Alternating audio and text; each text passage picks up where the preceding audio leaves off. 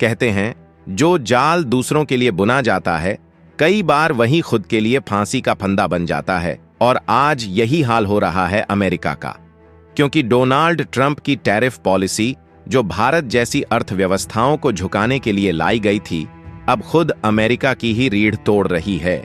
जहां भारत को धमकाने की कोशिश में ट्रंप ने भारी टैक्स लगाने का ऐलान किया था, लेकिन इसके बाद जवाब ऐसा मिला कि अमेरिकी शेयर बाजार तक हिल गया, जिससे हजारों करोड़ डॉलर का नुकसान, और घबराए निवेशकों ने तेजी से पैसा निकालना शुरू कर दिया। आज हालात ये हैं कि न कंपनियों को अमेरिका के मार्केट पर भरोसा है, न ही ग्लोबल इन्वेस्टर्स को। लेकिन दोस्तों, ये तो सिर्फ शुरुआत है, क्योंकि आज की इस वीडियो में हम एक और बड़े घटनाक्रम का विश्लेषण करेंगे, जहां फिलीपींस में भारत की उस चुपचाप की गई रणनीतिक घेराबंदी पर, जिसने एशिया की भू राजनीति में हलचल मचा दी है। और यहां पर भारतीय नौसेना के युद्धपोत अब फिलीपींस की जलसीमा तक पहुंच चुके हैं, जहां भारतीय यूएवी की तैनाती साफ दिखाई दे रही है। पर इस सब के बीच भारत और फिलीपींस के बीच बड़े डिफेंस सौदों की नींव रखी जा रही है। लेकिन सवाल है कि ये सब अचानक क्यों हो रहा? क्या इसके पीछे कोई रणनीतिक चाल है? दरअसल डोनाल्ड ट्रंप की टैक्स वॉर वाली चाल, जो कभी अमेरिका की ताकत मानी जा रही थी, वही अब अमेरिका के लिए सबसे बड़ा सिरदर्द बन चुकी है। और देखा जाए तो दुनिया को झुकाने के लिए जो टैरिफ हथियार के तौर पर इस्तेमाल किया गया था, आज वही फैसला अमेरिका की आर्थिक नींव को हिला रहा है। क्योंकि जैसे ही अगस्त से भारी भरकम टैरिफ लागू करने का ऐलान हुआ, तो बाजारों में अफरा तफरी मच गई। लेकिन सबसे बड़ा झटका अमेरिका को तब लगा जब डाउ जोन्स सीधे 542 पॉइंट लुढ़क गया, और यहां पर S&P 500 भी संभल नहीं पाया, और नैस्डैक की हालत तो सबसे खराब रही, जहां करीब 2% से अधिक की गिरावट ने अप्रैल के सारे रिकॉर्ड ध्वस्त कर दिए। लेकिन सोचने वाली बात यह है कि ये गिरावट सिर्फ टैक्स की वजह से नहीं आई है, बल्कि अंदर ही अंदर अमेरिका की जॉब मशीनरी भी बुरी तरह चरमरा रही है। क्योंकि जुलाई महीने में महज 73,000 नई नौकरियां जुड़ सकीं, जबकि उम्मीद थी 2 लाख से ज्यादा की। और जब पुरानी रिपोर्ट्स की दोबारा जांच हुई तो एक और झटका लगा, जहां मई और जून के आंकड़ों में भी करीब 2.5 लाख जॉब्स की गड़बड़ी निकली। इस वजह से ट्रंप, जो पहले से ही ताव में थे, बौखलाहट में उस विभाग के चीफ को ही हटा बैठे जो ये आंकड़े पेश करता था। यानी अब न डेटा पर भरोसा बचा है, न ही नेतृत्व पर, और बाजार का कॉन्फिडेंस तो पहले ही दरक चुका है। और अब तो हालात ऐसे बन गए हैं कि खुद अमेरिकी निवेशक भी खुलकर कहने लगे हैं कि अमेरिका की इकोनॉमी की रीढ़ अब कमजोर पड़ चुकी है, जहां कंपनियां लगातार घाटे में जा रही हैं, जॉब मार्केट लड़खड़ा चुका है, और भरोसे की जमीन दिन ब दिन खिसकती जा रही है। ऐसे में अब सारी उम्मीदें टिक गई हैं फेडरल रिजर्व पर, जिसको लेकर संकेत मिल रहे हैं कि शायद सितंबर में ब्याज दरों में थोड़ी राहत दी जाए, ताकि गिरती अर्थव्यवस्था को कुछ सहारा मिल सके। लेकिन यहां बड़ी उलझन यह है कि महंगाई आज भी फेड की तय सीमा से ऊपर बनी हुई है। ऐसे में अगर ब्याज दरें घटाई गईं तो महंगाई और चढ़ेगी, और अगर दरें घटाई नहीं गईं तो बाजार और गहराई में गिरेंगे। यानी कि अमेरिका ऐसी दोराहे पर खड़ा है, जहां एक तरफ बाजार का दबाव है तो दूसरी तरफ जनता की नाराजगी, और इन दोनों के बीच पिस रही है ट्रंप की वो नीति, जिसने हालातों को संभालने के बजाय और ज्यादा उलझा दिया है।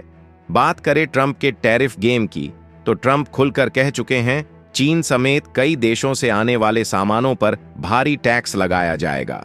लेकिन आपको यह जानकर हैरानी होगी कि इसकी मार सबसे पहले अमेरिकी कंपनियों पर पड़ेगी, जिससे लागत बढ़ेगी, सामान महंगे होंगे, और आखिर में इस बोझ का सबसे बड़ा हिस्सा आम आदमी की जेब से निकलेगा। जहां वॉलमार्ट और प्रॉक्टर एंड गैम्बल जैसी दिग्गज कंपनियों ने साफ चेतावनी दी है, अगर टैरिफ ऐसे ही बढ़ते रहे तो मुनाफा गिरेगा और कीमतों पर किसी का कंट्रोल नहीं रहेगा। यहां तक कि तस्वीर अब इतनी धुंधली हो चुकी है कि कंपनियों के लिए प्लानिंग करना भी मुश्किल हो गया है। देखा जाए तो निवेशकों ने पहले ही पैर पीछे खींचने शुरू कर दिए हैं, क्योंकि इसका असर सिर्फ शेयर बाजार तक सीमित नहीं है, बल्कि अब तो बॉन्ड मार्केट भी खतरे का अलार्म बजा रहा है। जहां अमेरिका की 10 साल की ट्रेजरी यील्ड 4.3% से घटकर 4.2 और 2 साल की यील्ड 3.9% से गिरकर 3.6% पर आ चुकी है, जिसका सीधा मतलब ये है कि लोग अब अपना पैसा वहां लगा रहे हैं जहां रिस्क कम हो। ऐसे में कुछ एक्सपर्ट खुलकर चेतावनी दे रहे हैं, अगर ये टैरिफ और ट्रेड वॉर का सिलसिला नहीं रुका तो अमेरिका को आने वाले महीनों में महंगाई, बेरोजगारी और बाजार की गिरावट का झटका लग सकता है। ऐसे में अब पूरा दबाव फेडरल रिजर्व पर आ गया है, जहां संकेत मिल रहे हैं कि सितंबर में ब्याज दरें घट सकती है, पर यदि अगला जॉब डेटा भी कमजोर आया तो फेड को मजबूरी में रेट कट करना ही पड़ेगा। इससे एक बात तो क्लियर है कि ट्रंप की नीतियों का असर अब सिर्फ अमेरिका तक सीमित नहीं है, बल्कि पूरी दुनिया की दिशा इन फैसलों से डगमगाने लगी है। चाहे भारत हो, चीन हो, जापान या यूरोप, हर जगह इसका असर महसूस हो रहा है। जहां कंपनियां उलझन में हैं, सरकारें सोच में डूबी हैं और आम आदमी इस असमंजस में है कि आने वाले दिन उसके लिए कैसे होंगे। लेकिन एक तरफ कई देश हालात को समझने और संभालने में लगे हैं, वहीं भारत ने 2 टूक फैसला सुना दिया है। पहला, रूस से सस्ता तेल खरीदना जारी रहेगा, चाहे अमेरिका को कितनी भी नाराजगी हो। और दूसरा, खेती किसानी के मुद्दे पर कोई समझौता नहीं होगा, जिस वजह से अमेरिका ने अब खुद ही 25 अगस्त से ट्रेड को लेकर बातचीत फिर से शुरू करने का ऐलान कर दिया। अब बात करते हैं फिलीपींस से आई उस बड़ी हलचल की, जिसने पूरे एशिया का ध्यान अपनी ओर खींच लिया है। दरअसल 3 शक्तिशाली भारतीय युद्धपोत फिलीपींस के मनीला बंदरगाह पर पहुंचे हैं, जो कि कोई साधारण विजिट नहीं है, बल्कि ये भारत और फिलीपींस के रिश्तों की एक नई ऊंचाई है, जहां अब दोनों देश मिलकर समुद्री निगरानी की कमान संभाल रहे हैं। लेकिन देखा जाए तो इस बार सिर्फ जहाज नहीं आए, बल्कि भारत अपने मेक इन इंडिया ड्रोन भी साथ लेकर पहुंचा है, जिसका नाम है कैमकॉप्टर S-100। ये छोटे लेकिन बेहद ताकतवर ड्रोन बिना रनवे के सीधा युद्धपोत से उड़ सकते हैं और लगातार 6 घंटे तक 180 किलोमीटर के दायरे में दुश्मनों पर नजर रख सकते हैं। इनमें लगे एडवांस रडार और इंटेलिजेंस सिस्टम संदिग्ध हलचल को तुरंत पकड़ सकते हैं और खतरे का अलर्ट भेज सकते हैं। लेकिन सबसे ज्यादा खास बात यह है कि ये ड्रोन भारत में बने हैं, जिन्हें हैदराबाद की VM टेक्नोलॉजीज ने मेक इन इंडिया पहल के तहत तैयार किया है। मतलब अब भारत सिर्फ हथियार खरीदने वाला देश नहीं रहा, बल्कि भारत हथियार बना भी रहा है और उन हथियारों को इस्तेमाल करके दुनिया को अपनी ताकत दिखा भी रहा है। और फिलीपींस, वो अब सिर्फ एक दोस्त नहीं, बल्कि भारत की रणनीतिक शक्ति को समझने वाला भरोसेमंद साझेदार बनता जा रहा है। और अब तो फिलीपींस के राष्ट्रपति अगले हफ्ते भारत दौरे पर आ रहे हैं। ऐसे में इस दौरे को सिर्फ एक औपचारिक विजिट समझना भूल होगी, क्योंकि इसी दौरान भारत और फिलीपींस की नौसेनाएं पहली बार वेस्ट फिलीपींस सी में एक साझा समुद्री गश्त करेंगी।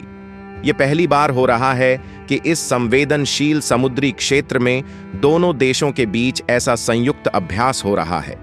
मतलब साफ है, अब ये दोस्ती सिर्फ कागजों और बयानों तक सीमित नहीं रही, बल्कि ये जमीन पर उतर चुकी है।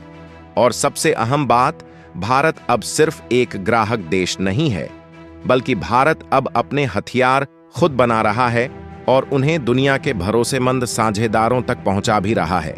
यही वजह है कि अब दुनिया भारत की ताकत को हल्के में नहीं ले रही।